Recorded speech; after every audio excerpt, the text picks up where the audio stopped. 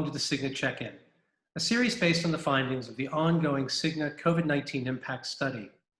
This is a study we created at the beginning of the pandemic as an extension of Cigna's annual 360 Wellbeing Survey to research the impact of COVID-19 on people's well-being around the world.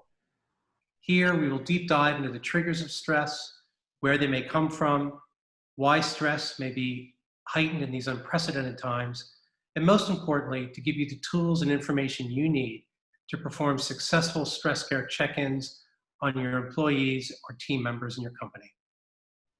I'm Patrick Rona, Head of Brand and Thought Leadership for Cigna International Markets, and today I'm joined by Dr. Stuart Lustig, National Medical Executive for Behavioral Health at Cigna, and Michelle Leung, HR Director, Cigna International Markets. Thank you both for joining me. In this episode, we'll be talking about the opportunities and obstacles the new way of working has brought us, and how we can help our team members manage the stress of this situation. We'll tackle the topic of reintegrating back into the workplace, what it might look like, what the causes of stress may be that we need to be wary of, and how to keep your footing during the ever-shifting state of this pandemic. Finally, we'll also have a look at the always-on culture of juggling many roles or hats, the role of colleague, parent, friend, sibling, that has emerged for many employees right now, and provide tips and advice on how to navigate the fluidity of the current situation. Michelle, how do you see the shift towards the new working normal impacting the way organizations, HR directors, and leaders manage their employees? And what might need to change? The new working normal is going to impact all areas within HR and the organization and how we actually manage our human capital. So, for example, the way that we attract, recruit, and onboard new employees are going to be different. How they go through the orientation is going to be very different.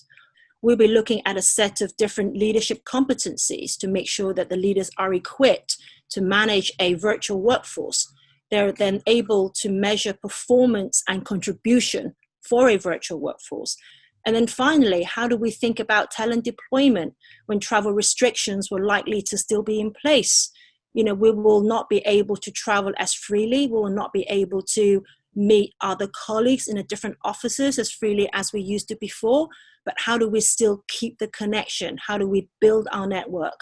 So these are all different challenges that we have to be, we think through and be thoughtful of. The always-on work culture may not be new, but it is certainly heightened during these times. Dr. Lustig, how might this be affecting employees' attitudes towards working? Well, Patrick, first of all, about half of the respondents in our survey indicated that they are working longer hours.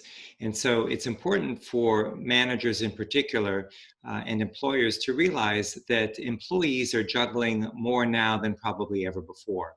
In addition to working longer hours, they're also dealing with family situations, caretaking obligations that they may not have typically, and just trying to get everything done in the course of the day. So what's going to be most helpful, I think, is for managers, employers to recognize the need for greater flexibility. And while people are working longer, the good news is that they are appreciative of the flexibility as well, and the opportunity to fit things into their day as best as possible. It's also going to be important to have communication with people very candidly about what's expected in a work environment, and to realize that there will probably need to be some adjustments in terms of what the deliverables are, given the extenuating circumstances that people are working under. Michelle, as organizations reintegrate their workplaces, what will be the new adjustments that companies must make to help employees adapt? Yeah, so first of all, I think it's really important for organizations to not assume that all employees are rushing back to work. I think some of them will still have concerns, quite rightly so, and some of them still have other personal obligations at home. So some of the typical questions that they will ask in order for them to feel comfortable returning to work are, how do I continue to observe social distancing at work? What is the seating arrangement? Will my employers supply me with masks? Will there be hand sanitizers around in the office? Will my temperature be taken as one of the usual entrance protocols? Can I still have team meetings? Can I go out? And these are very typical questions and right questions to ask. Dr. Lustig, And can you talk a little bit more about some general tools that may be available, whether you're a Cigna member or customer or not? Absolutely, Patrick. We have a wealth of information on our website at Cigna. Cigna has just done 2 major studies on loneliness, which is a huge topic at this point as we've all been social distancing and isolating and quarantining. And so typing in Cigna and loneliness also get to those resources. For folks who are Cigna customers, EAP, our Employee Assistance Program, has additional resources, both for managers, but also for customers as well, on a range of topics.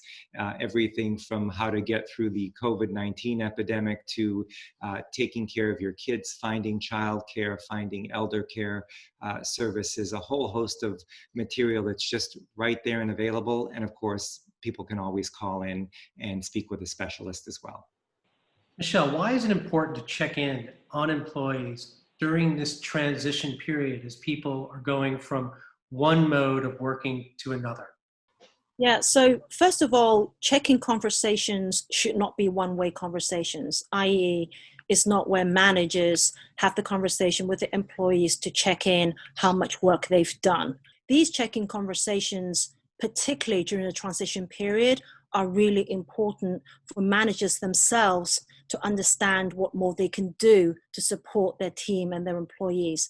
Are there any obstacles they need to help remove? Do their employees need additional training? What other challenges they may have at home? Do they have childcare challenges, elder care challenges?